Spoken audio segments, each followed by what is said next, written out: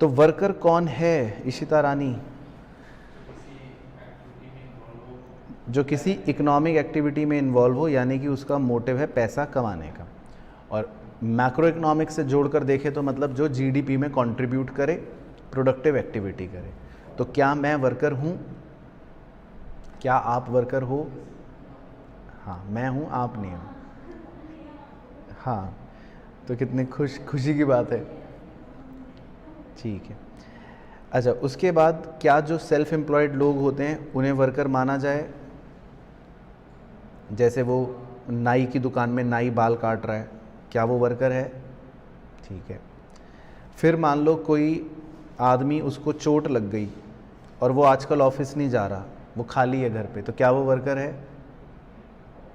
वो भी वर्कर है। ठीक है ना। तो ये ध्यान रखना है कि अगर कोई सेल्फ एम्प्लॉयड है वो भी वर्कर है। अगर कोई टेम्परेरीली, मान लो किसी को चोट लग गई, मौसम ख़राब हो गया या फेस्टिवल वाली छुट्टियों पर है, तो मतलब वो भी वर्कर है। ऐसा नहीं कि वो तुम तो ऑफिस नहीं गए तुम वर्कर नहीं हो, ऐसा नहीं है। वो टेम्परेरीली मतलब अभी आउट है।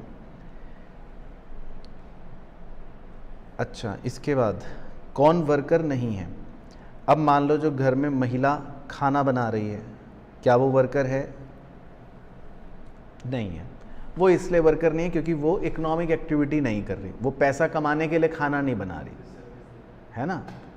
मतलब बात समझ गए। घर में मम्मी अगर खाना बना रही हैं तो हम उन्हें वर्कर नहीं कहेंगे क्योंकि वो कोई इकोनॉमिक एक्टिविटी नहीं कर रही।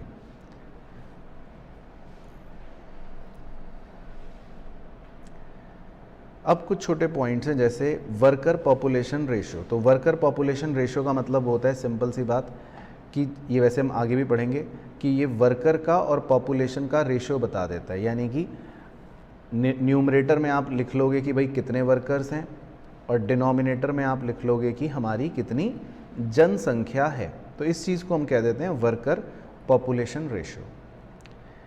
अब ये एक छोटा सा पॉइंट है कि क्या ये वर्कर हैं? क्या चोर वर्कर है? स्मगलर, जुआरी, क्या ये वर्कर्स हैं? भिखारी, क्या ये वर्कर है? नहीं, क्योंकि ये कोई प्रोडक्टिव एक्टिविटियों में इन्वॉल्व नहीं है, जीडीपी में कंट्रीब्यूशन नहीं कर रहे हैं।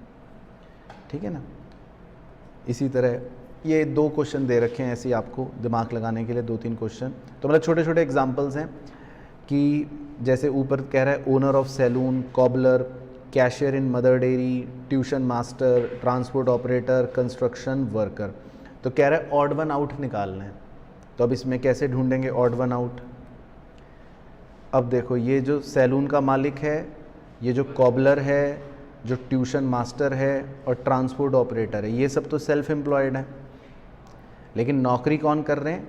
जो मदर डेयरी पर कैशियर है और जो वर्कर कंस्ट्रक्शन कर रहे हैं। तो इन दोनों को हम कहेंगे ऑड वन आउट, क्योंकि ये हैं एम्प्लॉयड, बाकी चारों कौन है? Self employed.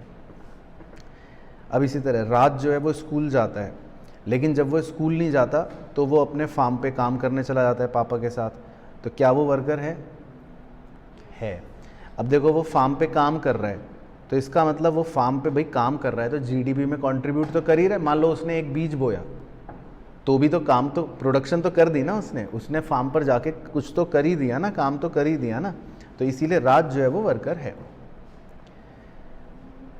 बाकी कुछ छोटे मोटे पॉइंट्स और हैं, जैसे अर्बन वूमन की मुकाबले में रूरल वूमन जो है वो ज़्यादा काम करती हैं। क्यों? क्योंकि उनकी पुअर इकोनॉमिक कंडीशन होते हैं ना, तो वहाँ पे मजबूरी ज़्यादा होती है। तो जहाँ पर मजबूरी ज़्यादा होती है पेट भरने की, तो ऑब्वियसली काम भी वहाँ पे इसीलिए ज़्यादा होता है। मीना एक हाउसवाइफ है, लेकिन वो हाउस का काम देखने के अलावा वो एक क्लोथ शॉप में काम करती है, जो वो खुद ही ओन करती है और उसके पति जो है वो चलाते हैं। क्या उसको वर्कर माना जाए?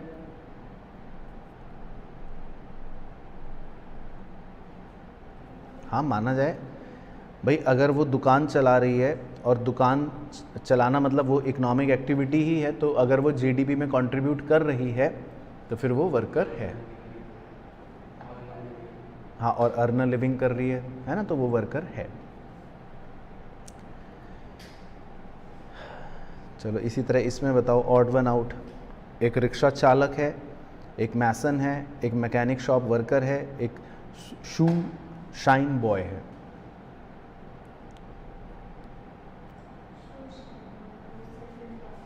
क्योंकि बाकी सब क्या हैं? हाँ, बाकी सब एम्प्लॉयड है ना, बिल्कुल सही। चलो, तो ये मतलब छोटे मोटे एग्जांपल्स हैं जो वर्कर वर्कफोर्स से रिलेटेड आपसे पूछ सकता है। बाकी वर्कर पॉपुलेशन रेशियो मैंने आपको बता ही दिया कि कैसे निकालते हैं। अब हमको ये देखना है कि हमारे देश में जो एम्प्लॉयमेंट है उसका डिस्ट्रीब्यूशन कैसा है ना, इस पर हमसे एक प्रश्न पूछ सकता है।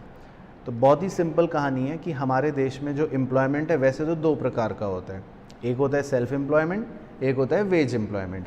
वेज एम्प्लॉयमेंट भी दो प्रकार का होगा, वो भी आगे देखेंगे। तो सेल्फ एम्प्लॉयमेंट तो आपको पता ही है कौन लोग होते हैं, जो अपने लिए खुद काम कर रहे हैं ना, दुकानदार, बिजनेसमैन एट्सेट्रा। दूसरे जो होते हैं वो होते हैं वेज एम्प्लॉयमेंट वाले, लेकिन उसमें पहली कैटेगरी आती है, उसे हम कहते हैं रेगुलर वर्कर्स। रेगुलर वर्कर्स मतलब एक तरह से वो हो गए जो मतलब प्रॉपर सूट टाई लगा के ऑफिस जा रहे हैं, जिन्हें हर महीने फिक्स सैलरी मिलेगी, जिन्हें सरकार की तरफ से सोशल सिक्योरिटी का बेनिफिट मिलेगा, जिनको मतलब एक तरह से कह सकते हैं बिल्कुल जिनकी पक्की नौकरी है परमानेंट बेसिस पर, है ना। जैसे आपके स्कूल में टीचर्स हैं, या कोई मतलब किसी कंपनी में इंजीनियर है, या कोई MBA है ना, ये सब लोग कौन है?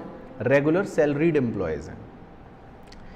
लेकिन कुछ लोग ऐसे भी हैं जिनकी नौकरियां कच्ची हैं। कच्ची का मतलब है आज काम है कल नहीं, डेली एम्प्लॉयमेंट वाले, हाँ, दिहाड़ी मजदूर जिनको हिंदी में कह सकते हैं, लेबर चौक, है ना। लेबर चौक पे आप जाओगे तो वहाँ पे दिहाड़ी मजदूर बैठे रहते हैं। तो अगर आपको घर में कील ठुकवानी है तो एक मजदूर को पैसे दो, वो आ जाएगा, लेकिन कल उसके पास काम है नहीं पता। तो ना इनके पास कोई सोशल सिक्योरिटी स्कीम होती है, ना इनके पास कोई जॉब सिक्योरिटी होती है, ना इनके पास कोई गवर्नमेंट की तरफ से कानून होता है, ना इनकी कोई रेगुलर इनकम होती है। तो मतलब बिल्कुल नेक टू नेक इनका मामला चल रहा होता है। इन्हें हम बोलते हैं कैजुअल वर्कर्स। तो ये एक छोटा सा क्वेश्चन ही आप मतलब अपने आप देख सकते हो। वैसे तो इसमें जैसे कह रहा है कि do you think that in last 50 years employment generated in the country is commensurate with the growth of GDP in India. ये कल भी हमने पढ़ा था कि मतलब हमारे देश में जितना GDP ग्रो हुआ है पिछले 50 साल में, क्या आपको लगता है कि एम्प्लॉयमेंट भी उतना ग्रो हुआ है? हाँ, कमेंसुरेट मतलब कि डायरेक्टली रिलेटेड नहीं हुआ है ना। कल भी हमने पढ़ा था जॉबलेस ग्रोथ। तो हमारे देश में एम्प्लॉयमेंट जनरेशन जो, हाँ, तो हमारे देश में एम्प्लॉयमेंट जनरेशन मतलब उतना नहीं हुआ जितना GDP का ग्रोथ हुआ है।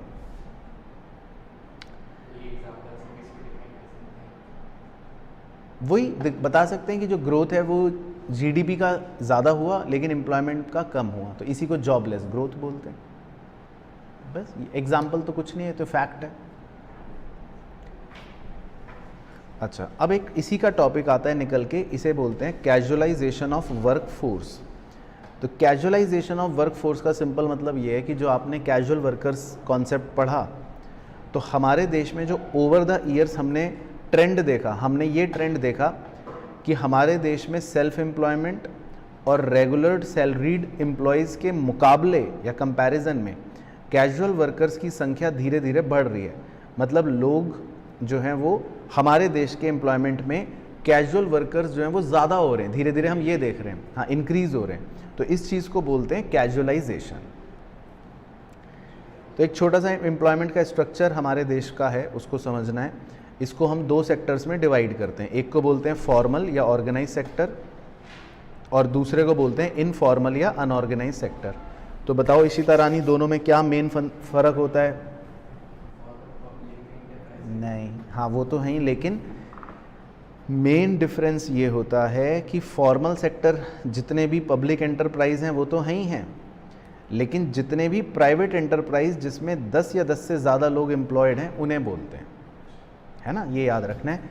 तो फॉर्मल या ऑर्गेनाइज सेक्टर का मतलब है जितनी भी पब्लिक एंटरप्राइजेज हैं वो तो हैं ही, या लेकिन जितने प्राइवेट एंटरप्राइजेज हैं जिनमें 10 या 10 से ज़्यादा लोग एम्प्लॉयड हैं तो वो भी फॉर्मल है। तो भाई जैसे हमारा जो ऑर्गेनाइजेशन है तो वो फॉर्मल है या नहीं? अगर 10 या 10 से ज़्यादा लोग एम्प्लॉयड हैं यहाँ पे तो फॉर्मल है। प्राइवेट हो, हाँ, पब्लिक तो सारे ही, ऑल पब्लिक, लेकिन प्राइवेट में जिनके यहाँ 10 या 10 से ज़्यादा लोग एम्प्लॉयड हो, प्राइवेट में, हाँ। अच्छा, अब फॉर्मल सेक्टर का जो सबसे बड़ा फ़ायदा है, या फॉर्मल या ऑर्गेनाइज सेक्टर में बेसिकली क्या चीज़ होती है कि यहाँ पर बेसिकली गवर्नमेंट की प्रोटेक्शन होती है। मतलब ये सारी वही चीज़ें जो रेगुलर सैलरीड एम्प्लॉय वाले चीज़ में थी, यानी कि इनमें गवर्नमेंट के प्रोटेक्शंस होते हैं, यहाँ पे सरकार के नियम होते हैं, लॉज होते हैं, यहाँ पर इनको मतलब फिक्स सैलरी मिलती है, गवर्नमेंट की तरफ से प्रोटेक्ट करा जाता है। ऐसा नहीं कि हम किसी को नौकरी से निकाल दें, मतलब निकालेंगे तो फिर कुछ मतलब पैरामीटर्स होने चाहिए। हाँ, यहाँ पर सुविधाएं बहुत मिलती हैं, मैटरनिटी लीव, इंश्योरेंस फैसिलिटीज़, ये सब चीज़ें बहुत मिलती हैं। यहाँ पर सरकार सोशल सिक्योरिटी का भी बेनिफिट हमारे एम्प्लॉयज़ को देती है। लेकिन आपको जानकर अचंभा होगा कि हमारे टोटल वर्कफोर्स में सिर्फ 7% वर्कफोर्स जो है वही ऑर्गेनाइज्ड सेक्टर में है, यानी कि लगभग 90% से ज़्यादा जो वर्कफोर्स है वो कौन से सेक्टर में? इनफॉर्मल सेक्टर में। तो इनफॉर्मल सेक्टर बेसिकली कौन सा हो गया? सारे वो प्राइवेट एंटरप्राइजेज जिसमें 10 से कम लोग काम करते हैं। पब्लिक तो आ ही नहीं सकती, क्योंकि सारे पब्लिक तो कौन से माने जाते हैं, है ना? ऑल पब्लिक तो कौन से माने जाते हैं? फॉर्मल। पब्लिक में तो चाहे एक आदमी काम कर रहे हो चाहे 1 करोड़, पब्लिक तो सारे ही फॉर्मल है। लेकिन प्राइवेट एंटरप्राइज जिसमें 10 से कम लोग काम कर रहे हैं वो इनफॉर्मल है। अच्छा, अब इनफॉर्मल के फीचर्स बिल्कुल वो होते हैं जो कैजुअल वर्कर वाले होते हैं, है ना? यानी कि यहाँ पर क्या होगा, कोई सोशल सिक्योरिटी स्कीम का बेनिफिट नहीं मिल पाता, यहाँ पर कोई भी मतलब एक तरह से सरकार की प्रोटेक्शन नहीं होती, यहाँ की अर्निंग इर्रेगुलर होती है, यहाँ पर हम जब चाहें जिसको नौकरी से निकाल सकते हैं, ले ऑफ, है ना? सरकार की प्रोटेक्शन नहीं है। यहाँ पे मज़दूरों की कंडीशन भी बहुत बुरी होती है। बुरी का मतलब है कि वो बड़े ही मतलब बुरे हालातों में काम कर रहे होते हैं। पिछड़ी हुई टेक्नोलॉजी होती है, क्योंकि ये इनफॉर्मल सेक्टर है ना भाई। आप बाहर पनवाड़ी की दुकान पे चले गए तो वहाँ क्या हाल मिलेगा आपको, जो वहाँ पे छोटू काम कर रहे हैं, तो वो इनफॉर्मल सेक्टर है ना। तो कोई गवर्नमेंट यहाँ पर नहीं होती। लेकिन अचंभे की बात यह है कि हमारे देश में कितने प्रतिशत वर्कफोर्स मतलब अनऑर्गेनाइज सेक्टर में? लगभग मतलब 94 या 93, 93%। अब इसमें एक छोटा सा क्वेश्चन आता है, मतलब वो इम्पॉर्टेंट है, वो इसी से निकल के आता है कि हमारे देश में जो ये इतना ज़्यादा हम देख रहे हैं कि इनफॉर्मल सेक्टर में 94% वर्कफोर्स इन्वॉल्व है, तो इस बढ़ते हुए ट्रेंड को बोला जाता है इनफॉर्मलाइजेशन। क्या बोला जाता है? इनफॉर्मलाइजेशन। यानी कि हमारे देश में हम ये ट्रेंड देख रहे हैं कि इनफॉर्मल सेक्टर में बहुत ज़्यादा लोग काम कर रहे हैं, इसे बोलते हैं इनफॉर्मलाइजेशन। और इनफॉर्मलाइजेशन जो होता है, एक क्वेश्चन ये भी बन जाता है, उसी की वजह से कैजुअलाइजेशन भी हो रहा है, या कैजुअलाइजेशन और इनफॉर्मलाइजेशन आप कह सकते हैं, क्वेश्चन कह देता है आर इंटर रिलेटेड। क्योंकि मैंने जब मीनिंग भी समझाया था तो मैंने क्या कहा था, इनफॉर्मल सेक्टर का मतलब एक तरह से आप वही समझ लो, वही सारे फीचर्स जो आपने कैजुअल वर्कर्स वाले पढ़े थे। तो मतलब अब जैसे पनवाड़ी की दुकान है तो वहाँ पर इनफॉर्मल सेक्टर है, तो वहाँ पे जो काम कर रहा है आदमी, उसको आप रेगुलर सैलरीड कहोगे या कैजुअल कहोगे? कैजुअल कहेंगे ना। तो अब जितनी ज़्यादा पनवाड़ी की दुकान खुलेंगी मतलब जितना ज़्यादा इनफॉर्मल सेक्टर फैलेगा उतने ही ज़्यादा कैजुअल वर्कर्स भी फैलेंगे। तो इसीलिए हम कहते हैं कि इनफॉर्मलाइजेशन लीड्स टू कैजुअलाइजेशन। तो मतलब दोनों बिल्कुल लिंक्ड हैं, दोनों बिल्कुल साथ साथ चलते हैं। तो इनफॉर्मलाइजेशन और कैजुअलाइजेशन दोनों बिल्कुल लिंक्ड हैं। तो ये देखो चित्र है, ये सब जो मजदूर जा रहे हैं, दिहाड़ी मजदूर लेफ्ट वाली पिक्चर में, ये सब कैजुअलाइजेशन है ना, कैजुअल वर्कर्स हैं। ठीक है, बाकी डिफरेंस मैंने आपको बता ही दिया, वो आप यहाँ से भी देख सकते हो। बाकी वर्कफोर्स का डिस्ट्रीब्यूशन ये भी मैंने आपको बता दिया। फॉर्मल में कितना है? 6% और इनफॉर्मल में कितना है? 94% है ना। तो इनफॉर्मल में बहुत ज़्यादा है। बाकी कुछ छोटे मोटे क्वेश्चन हैं कि सरकार जो है इनफॉर्मल सेक्टर पे मतलब कैसे ध्यान दे रही है। तो सरकार ने इनफॉर्मल सेक्टर के लिए बस क्या एक संस्था बना रखी है, या मतलब एक संस्था जो है वो इनफॉर्मल सेक्टर पे जो काम करती है, ILO, है ना। फिर एक क्वेश्चन ये ज़्यादा अच्छा है इम्पॉर्टेंट एग्जाम के लिए कि is it necessary to generate employment in formal sector rather than informal sector, why. अब देखो, हमारे यहाँ ज़्यादातर लोग इनफॉर्मल सेक्टर में काम कर रहे हैं, तो क्वेश्चन ये पूछ रहा है कि क्या ये ज़रूरी है कि हम फॉर्मल सेक्टर में एम्प्लॉयमेंट को जनरेट करें, तो इस पर आपके क्या विचार हैं? तो हम हाँ लिखेंगे कि हाँ करना चाहिए। अब रीज़न ये देंगे वाई का, क्योंकि भाई फॉर्मल सेक्टर में फ़ायदे हैं। क्या फ़ायदे हैं? Job security, social security benefits, government की प्रोटेक्शन, है ना, फिक्स्ड रेगुलर इनकम। तो बस ये सब पॉइंट्स इसमें लिख सकते हैं आप। How will you know whether a worker is working in informal sector? बताओ कैसे पता चलेगा? अगर प्राइवेट एंटरप्राइज में 10 लोग से कम है तो हमें पता लग जाएगा कि ये इनफॉर्मल सेक्टर है। चलो ठीक है ना, बाकी ये टॉपिक आप रीड कर लेना, मतलब इसमें वैसा कुछ नहीं है। अनएम्प्लॉयमेंट का मतलब आपको पता ही है, बेरोजगारी, है ना। और अलग अलग प्रकार के अनएम्प्लॉयमेंट्स होते हैं, वो बस मेरे को बता दो आप ओरली। जैसे डिस्गाइज्ड अनएम्प्लॉयमेंट, डिस्गाइज्ड अनएम्प्लॉयमेंट क्या होता है? हाँ बिल्कुल सही, एक पर्टिकुलर लैंड पर जितनी ज़रूरत भी नहीं है उससे ज़्यादा लोग काम कर रहे हैं। तो ये देखो इतनी सारी लेडीज़ और इतने सारे मतलब ये मज़दूर मिलके कह रहे हैं कि भाई हम क्रॉपिंग कर रहे हैं, तो इतने की ज़रूरत भी नहीं है तब भी काम कर रहे हैं। ओपन अनएम्प्लॉयमेंट किसे कहते हैं? ओपन अनएम्प्लॉयमेंट जो होता है वो एग्जैक्ट डेफिनेशन होती है अनएम्प्लॉयमेंट की, मतलब सेम होता है। तो जैसे इसकी परिभाषा बस याद कर लेना कि persons who are able and willing to work but do not get work. तो मतलब ऐसे लोग जो काम करना चाहते हैं, काम कर भी सकते हैं पर उनको काम मिलता नहीं है। हाँ हाँ, मतलब इनवॉलेंटरी अनएम्प्लॉयमेंट भी कह सकते हो। बाकी सीजनल अनएम्प्लॉयमेंट किसे कहते हैं? बिल्कुल सही। अब आइसक्रीम बनाने वाली मान लो कोई कंपनी का मजदूर है, अब उस गर्मियों में तो काम है, उसके बाद सर्दियों में नहीं है मान लो फॉर एग्जांपल, तो ये सीजनल अनएम्प्लॉयमेंट होते हैं। बाकी कुछ छोटे मोटे क्वेश्चन हैं, जैसे चलो ये बताओ, राजू जो है 2 घंटे काम करता है, बाकी दिन वो काम ढूंढता रहता है, तो क्या आप उसको अनएम्प्लॉयड कहोगे? क्यों नहीं कहोगे? हाँ, क्योंकि काम तो कर रहा है। तो अगर वो 2 घंटे भी काम कर रहा है तो मतलब हम ये नहीं कहेंगे कि वो अनएम्प्लॉयड है, वो है तो एम्प्लॉयड ही। हाँ, बाकी उसकी कैटेगरी पूछी जाए तो हम ये कह सकते हैं वो कैजुअल वर्कर है, डेली बेस पे काम कर रहा है और सिर्फ 2 घंटे काम कर रहा है, तो काइंड ऑफ मतलब वो कैटेगरी बन सकती है। बाकी discuss the steps given taken by government to solve the problem of unemployment. बहुत ही बढ़िया, मतलब एक पॉइंट है, आ सकता है 3 नंबर में, कि सरकार क्या स्टेप्स लेती है बताओ। तो सरकार 2 स्टेप्स लेती है, एक को बोलते हैं डायरेक्ट और दूसरे को बोलते हैं इनडायरेक्ट। अब डायरेक्ट का मतलब तो ये होता है कि सरकार क्या है भैया, सीधा कह देती है भाई देखो ये हमारा डिपार्टमेंट है, इसमें हम भर्तियां निकाल रहे हैं 100 लोगों की, हाँ 100 लोगों की ज़रूरत है, तो बस, तो ये तो डायरेक्ट एम्प्लॉयमेंट देने का तरीका हो गया सरकार का। इनडायरेक्ट एम्प्लॉयमेंट देने का तरीका क्या है सरकार का, कि मान लो ये सरकारी कंपनी है, गवर्नमेंट कंपनी। अब गवर्नमेंट कंपनी क्या करती है, किसी प्राइवेट कंपनी वाले को कहती है कि भाई हम आपसे ज़्यादा सामान लेना चाहते हैं, उसको बड़ा ऑर्डर दे देगी। अब जब प्राइवेट कंपनी वाले को ज़्यादा ऑर्डर मिलेगा सामान का, तो प्राइवेट कंपनी वाले को अब ज़्यादा आदमी रखने पड़ेंगे काम करने के लिए, तो ऑटोमेटिकली फिर प्राइवेट कंपनी वाला नौकरियां देगा लोगों को। तो ये सरकार का तरीका हो गया इनडायरेक्ट। तो मतलब सरकार डायरेक्ट भर्तियां करवा रही है तो डायरेक्ट, सरकार इनडायरेक्टली मतलब एम्प्लॉयमेंट बढ़ा रही है तो इनडायरेक्ट। तो ये मतलब टैक्टिक्स हो गई इसके अंदर। उसके बाद है जी एम्प्लॉयमेंट जनरेशन प्रोग्राम्स। ये आप एक बार रीड कर लेना, मतलब कि रोज़गार को बढ़ाने के लिए सरकार ने कुछ प्रोग्राम्स निकाले हैं, जिनको 2 मेन कैटेगरीज में डिवाइड कर सकते हैं हम।